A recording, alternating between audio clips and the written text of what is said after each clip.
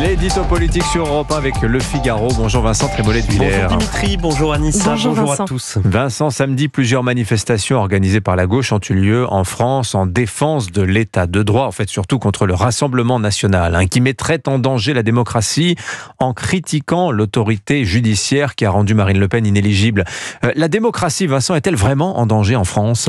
Oui Dimitri, la démocratie est aujourd'hui directement menacée dans notre pays, mais ce n'est pas Marine Le Pen et son combat politico-judiciaire qui la remettent en cause, mais la gauche progressiste qui veut sortir des principes démocratiques pour en définir de nouveaux plus commodes pour elle. Je ne divague pas Dimitri, je ne fais que résumer la pensée de Pierre Rosanvallon qui s'expose sur 2 pages dans Le Monde de ce week-end. Nos auditeurs ne savent peut-être pas tous qui est Monsieur Rosanvallon, mais c'est depuis des décennies un penseur éminent qui influence une grande partie de l'université, du monde de l'édition, de l'audiovisuel public et du journal Le Monde.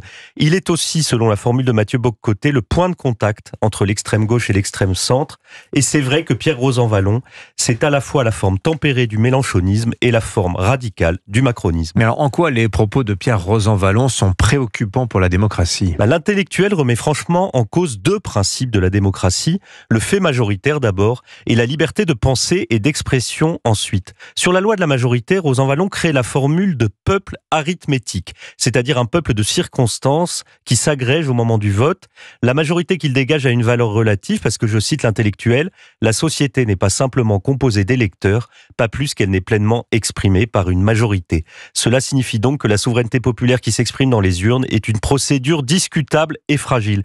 Et Rosanvallon le dit sans détour, j'ouvre les guillemets, l'instrument de la souveraineté est la justice qui veille au respect de nos principes collectifs. En d'autres termes, la légitimité du pouvoir des juges est supérieure à celle des urnes. Mais si le peuple souverain ne peut décider les principes collectifs, qui le fait, Dimitri ? Avant la Révolution, les lois fondamentales, c'était Dieu, la tradition et ce qu'on appelait la loi naturelle. Mais aujourd'hui, si l'on comprend Rosanvallon, c'est la gauche divine, appuyée sur l'autorité judiciaire, qui définit les lois supérieures. Le droit, qui devrait être l'expression de la souveraineté populaire, devient le moyen de la museler. On voit là la pulsion autoritaire d'un courant qui panique devant la volonté des peuples occidentaux de reprendre le contrôle. Et sur le second principe, Vincent, la liberté de pensée et d'expression. Alors Rosanvallon constate, je le cite, que la démonisation du populisme n'a plus d'effet. Donc, comme la diabolisation, ça ne marche plus, il veut passer au stade suivant.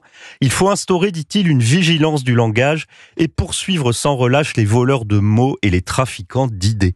Vigilance du langage, poursuivre les voleurs de mots et les trafiquants d'idées. On croirait lire un communiqué du régime algérien sur Kamel Daoud ou sur Boualem Sansal. Rosanvallon, comme au temps béni des démocraties populaires, propose sans complexe de mettre la parole et la pensée sous surveillance et de punir ceux qui en seraient déviants.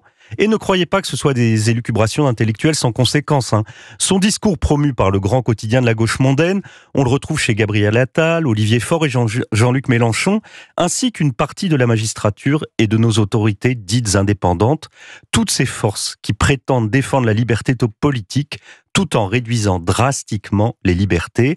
Ce peut être la fermeture d'une chaîne de télévision, le harcèlement judiciaire des opposants, l'interdiction de paraître sur l'audiovisuel public ou l'impossibilité d'intervenir à l'université. Ces pseudo-démocrates assurent défendre l'état de droit, mais ce qu'ils défendent en vérité, c'est un droit inaliénable de la gauche à conserver le contrôle de l'État. L'édito politique sur Europe 1. Merci Vincent Trémollet de Villers.